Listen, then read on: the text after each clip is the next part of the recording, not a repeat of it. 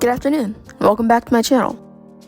We drove an hour and a half to Crete's most famous attraction, the Palace of Knossós.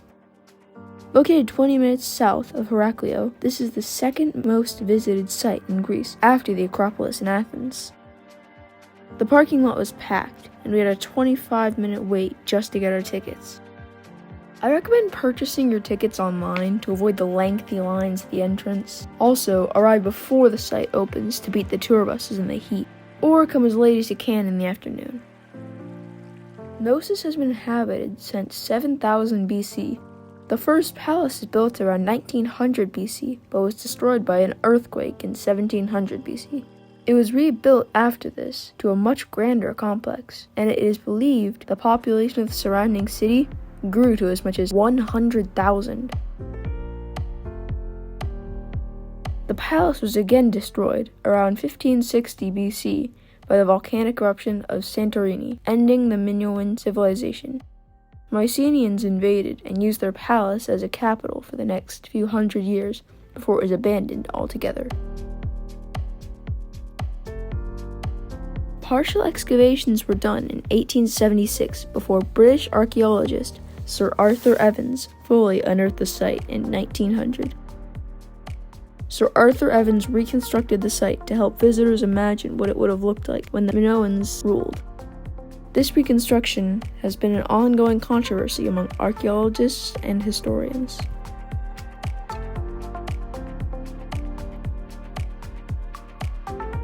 The main central courtyard is surrounded by shrines, royal apartments, treasuries, storerooms, workshops, and living quarters. These Minoans were so advanced they had paved roads and clay pipes for sanitation and water supply. The most famous story from Crete is about King Minos, the labyrinth, and the Minotaur, a creature with a man's body and a bull's head and tail. There are many different versions of this myth. Some say the Minotaur was the son of King Minos. One version that the Prince of Athens, Theseus, was forced to fight the Minotaur. The king's daughter, Ariadne, fell in love with Theseus and gave him a ball of thread to unwind so he could find his way out of the labyrinth. Theseus killed the Minotaur and fled Crete with Ariadne. Another version says that King Minos' eldest son was assassinated during the Panathenaic Games in Athens. So King Minos declared war on Athens, forcing them to send 7 girls and 7 boys every 9 years to face the Minotaur in the labyrinth.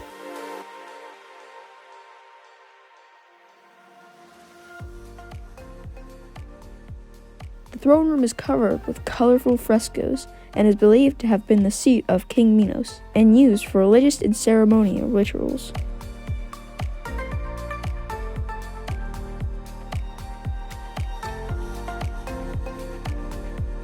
This site is enormous and covers over 5 acres, so bring plenty of water, sunscreen, and comfortable shoes, and a hat.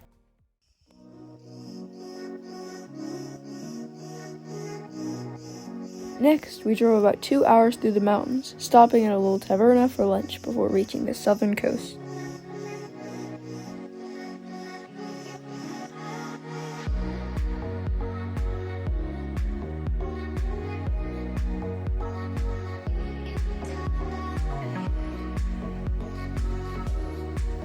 We plan to spend the late afternoon in Kalypso Beach, also known as the Pirate Beach, where pirates took shelter centuries ago. This beach is part of the Calypso Village Resort and Spa, so you must park at the top and work your way down to the beach. You don't have to be a guest at the resort, but you will have to pay to rent umbrellas and sunbeds. There isn't any sand at this beach, only rocks, so be sure to bring water shoes.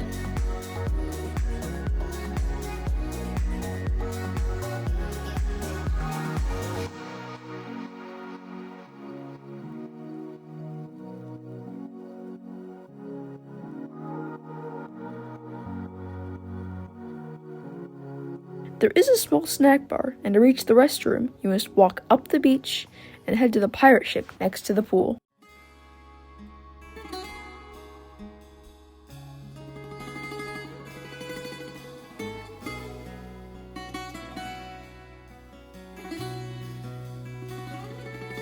We took a long, windy way home, over the mountain, passing small villages and even a national park. It was a beautiful drive.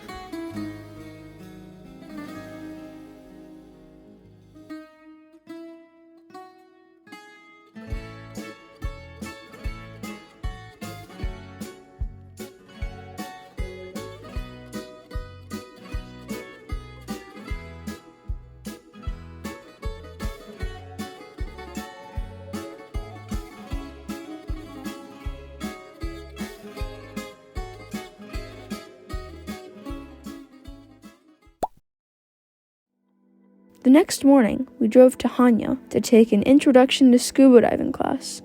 We learned basic scuba diving schools before going on an actual sea dive. It was one of the most incredible experiences I've ever had.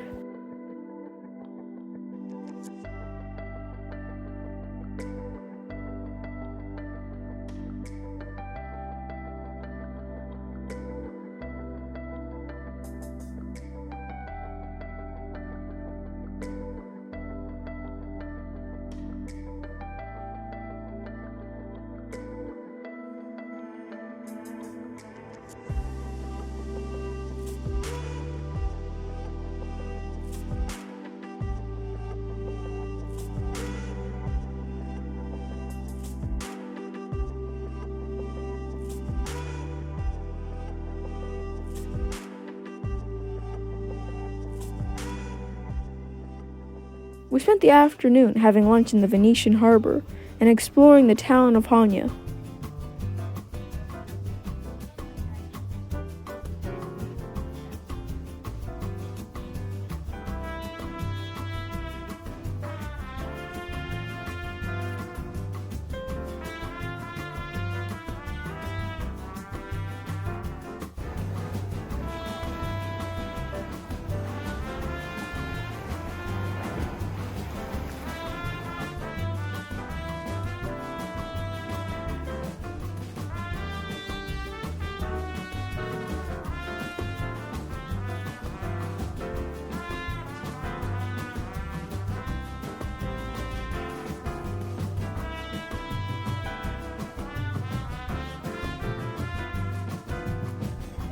Join me in my next video as I explore more of the island of Crete. Please hit the like button and subscribe to my channel. Thanks for watching!